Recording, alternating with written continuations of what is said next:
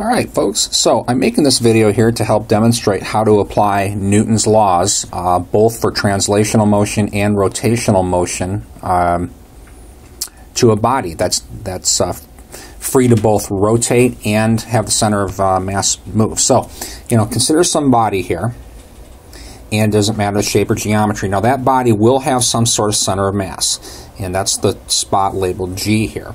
Now in a uniform gravitational field, the center of mass and center of gravity are the same, are at the same point. So this body could be acted upon by a bunch of forces, or one or more forces. So I'm just going to put kind of some generic forces on this body here, maybe an F1 and maybe an F2 and then an F3 and so forth.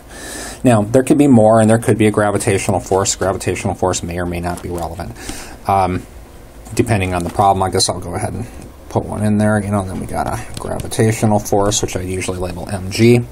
So now, under the influence of these 3 or 4 forces I have drawn, and again it can be any number, this body is going to accelerate in the plane. Now here's what I mean by in the plane. For this example, I'm restricting myself here, in an x, y, z coordinate system here.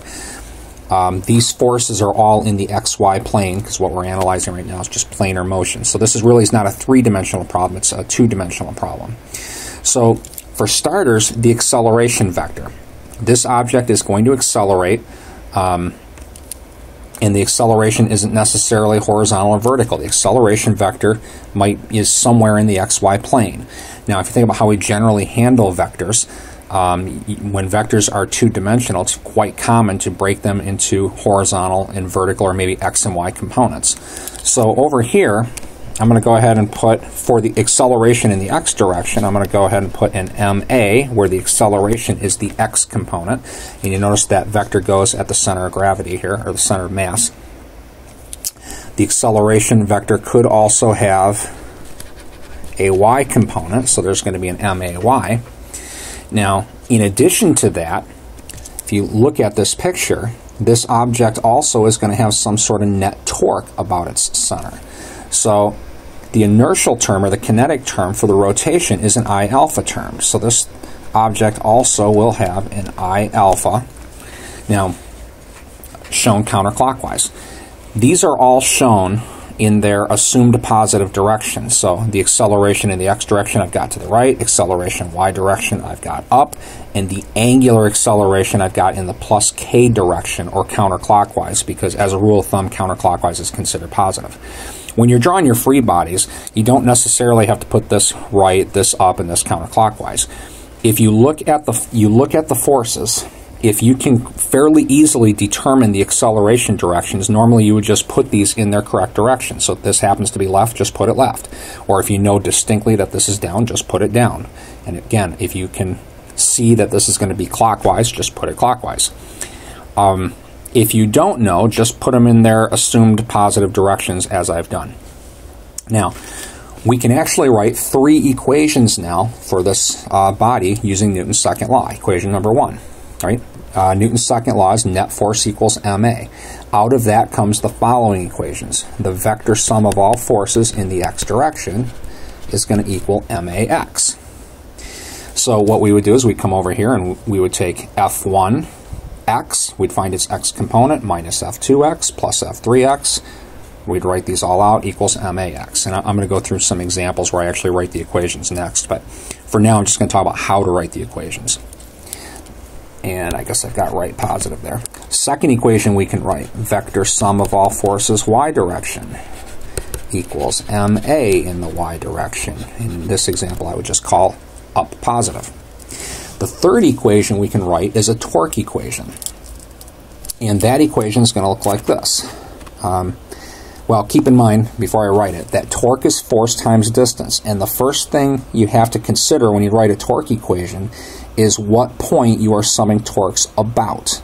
Because that's going to make, it's going to make all kinds of differences on both the left-hand and right-hand side. So the first point I'm going to talk about, and this will probably happen, more than half of the time. A really good point to sum torques about is G, the center of mass for this object. So if we sum torques about point G with counterclockwise positive, right, we would come through and we would take, F1 times this distance, F2 times, roughly this distance. Again, F2's line of action is this line. F3 passes through here, so we would take F3 times, kind of a small distance there. And again, I'll do some examples of what this looks like actually writing the equations, but we're writing net torques just like we always have. Like in statics, we probably wrote hundreds of those torque equations, except that now we have to take the rotation of the body into account. So when we find the net torque, or the net moment, that's going to equal I alpha in general. So one thing to keep in mind, I teach both physics and in engineering courses. In the physics text, force times distance is called torque. In our engineering text here, it's called moment. Moment's just a more generic term. They mean the same thing in this context. So this equation here is sum of all moments equals I alpha, or sum of all torques equals I alpha. Now, the right-hand side is exclusively just I alpha if we sum torques about G, right? However, if we pick another point to sum torques about, maybe here, I'm going to call this point P, right? The right-hand side of the equation changes. I'm going to talk a little bit about why. If we sum torques about P over here, that's, in this picture, that's this point. Remember that, what a free body is. The left-hand side is a picture of all the forces. The right-hand side effectively is the MA terms, or I like to sometimes call them the inertial terms. I think the textbook calls them the kinetic terms. And these things have to be equal. These pictures are equal by Newton's second law. Well, over here by P, if we think about the rotational dynamics terms, right, so we have an I alpha here, but the MAX is effectively a moment about P. You'll notice there's some sort of distance here. I'm going to call that Y. I'm going to put a bar on it there, Y bar, distance from, vertical distance from here to here. And there's also an X bar. So these terms, the MAX and the MAY, they are effectively moments about P as well. So when we write out our Newton's second law equation, sum of all torques, or moments, doesn't matter which we say, about P, counterclockwise positive, equals, all right, so we would come to this free body. We would compute all moments, all force moments about P. So, here we have F1 acting along this line, so we'd have like F1 times roughly this distance. We have F2 times roughly this distance. Gravitational force times roughly this distance. Then you have to take the plus and minus signs into account, clockwise negative, counterclockwise positive. Well, the right-hand side is going to look like this, right? We've got the I alpha term. However, in addition to that, we have moment produced by this MA, and the moment produced by that MA is going to be MAX times Y bar, and that moment is negative because in my picture, this vector represents a clockwise moment about P, and then MAY also produces clockwise moment about P, so we're going to have a minus MAY, and then the distance is X bar. Okay. So, long story short, when analyzing planar motion in the plane, right? So you draw your free body, putting all the force vectors in, just like always, just like in statics, right? And then we can write three equations for this body. Sum of all forces x direction equals MAX. Sum of all forces y direction equals MAY. And we can write a torque or a moment equation. Now, the thing is that when you write the moment equation, you have to choose what point you're summing moments about.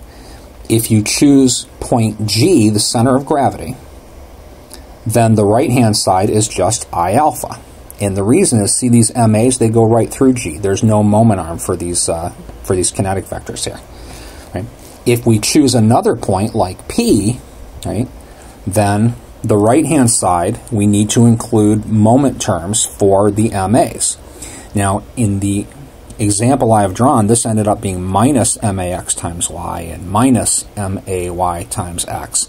However, that's going to depend on your diagram. Had the point P been here, the may would be producing positive moment, and so would the max. So the plus and minus signs over here, they're going to depend on where the point P is relative to these ma vectors.